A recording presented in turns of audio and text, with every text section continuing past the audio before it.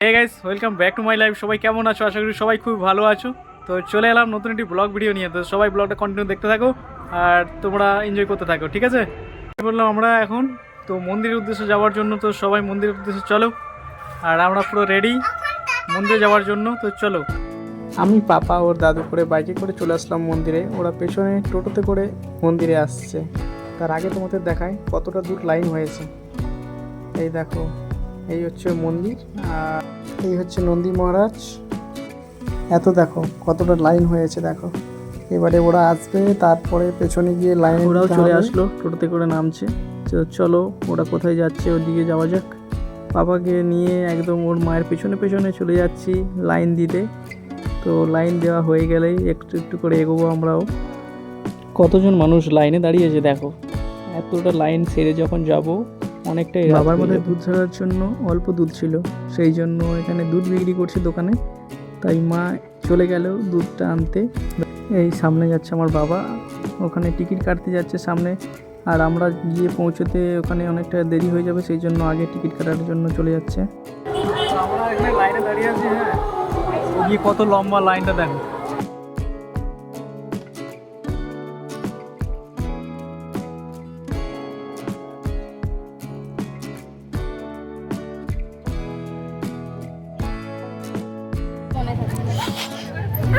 এই মাঝামাঝি সবাই যে চেয়ার নিয়ে বসে আছে, এখানে টিকিট কাটাকাটি হচ্ছে আর প্রসাদ বিক্রি হচ্ছে।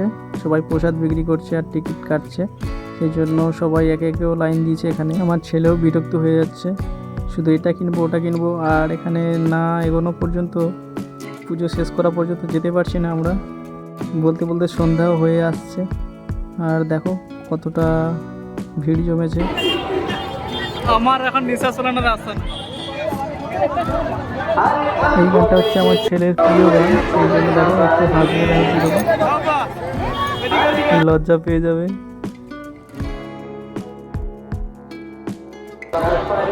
আচ্ছা লাগে এই গান। আমরা সামনে এগোবে, আর একটু কিছু বাকি আছে। মন্দিরের গেটের দু সাইডেই নন্দী মহারাজটা আছে, আর এই হচ্ছে গেটের প্রবেশ পথ। আর এদিক দিয়ে আমরা যাব, একে একে সবাই ছাড়ছে, যাত্রীদেরকে একে একে ছাড়ছে। আর ওরা একে একে এগোলে আমরাও যেতে পারবো আস্তে আস্তে করে। তো ভিড়ভাট্টা প্রচুর আছে এখানে, তো জ্যামের জন্য অবশেষে মন্দিরের ভেতরে আমরা যেতে পারলাম। তারপরে এখানে তো নতুন তোমাদের দিদিভাই বার তুলছে, সেই জন্য এখানে সংকল্প হবে, তাই জন্য জিনিসগুলো বের করে দিচ্ছি ঠাকুরমশাইকে।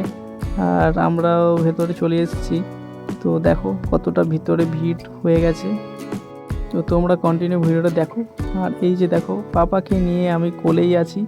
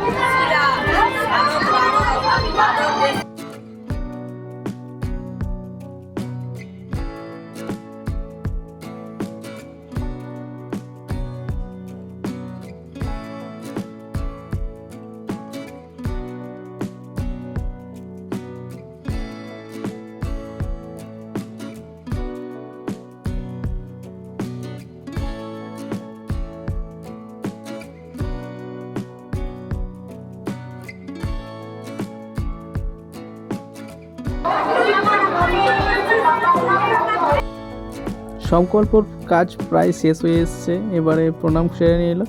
এবারে ঠাকুরমশাইকে দক্ষিণীরা দিয়েই আমরা দুধ ডাব ঢালার জন্য এগোবো।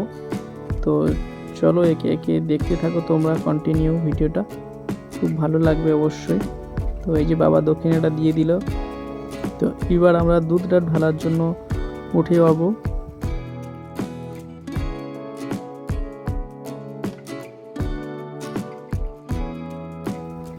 সামনেই তোমার দিদিভাই এই যে দুধ ডাব ঢালার জন্য পিছনে লাইন দিয়ে আছে।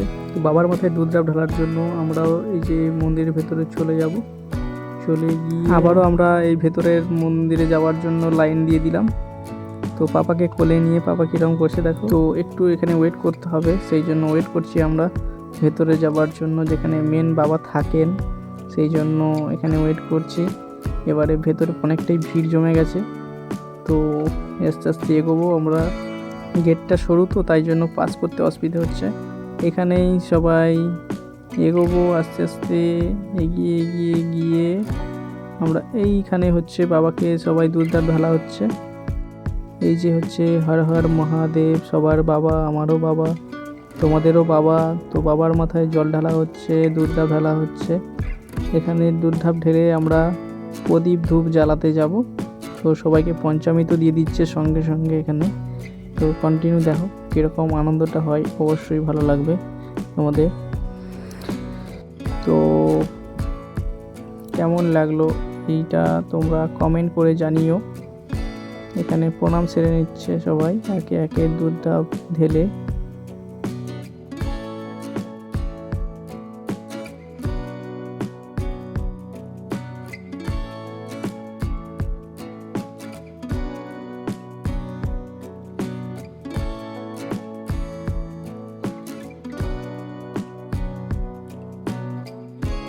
এবারে আমরা বেরিয়ে যাব মন্দিরের ভেতর থেকে, কেননা অনেক যাত্রীরা আসে, তো সেই জন্য ওদের অসুবিধে হবে থাকলে বেশিক্ষণ, সেই জন্য বেশি ওয়েট করব না, ভেতরে বেরিয়ে যাব।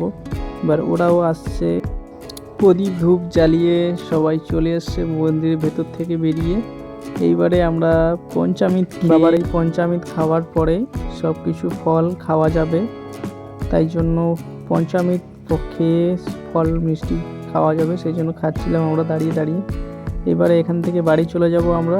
তো ছেলে বায়না করছে কিছু কেনাকাটা করার জন্য, সেই জন্য ওকে কেনাকাটা করাতে নিয়ে যেতে হবে।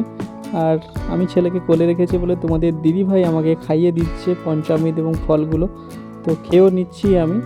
তো কিছু করার নেই, ছেলেকে তো কোলে রাখতেই হবে, তো বায়না করছে কিছু কেনাকাটা করার জন্য। দেখো এরপরে আমরা এখান থেকে বাড়ি চলে যাব, পঞ্চামৃতটাও খেয়ে নিই, তারপরে এখান থেকে কিছু কেনাকাটা করে বাড়ি চলে যাব। তো এই ভিডিওটা কেমন লাগলো অবশ্যই তোমরা কমেন্ট করে জানিও বন্ধুরা। তো ভালো লাগলে লাইক কমেন্ট শেয়ার এবং সাবস্ক্রাইব করে নতুন হয়ে থাকলে পাশে থেকো সবাই। টাটা।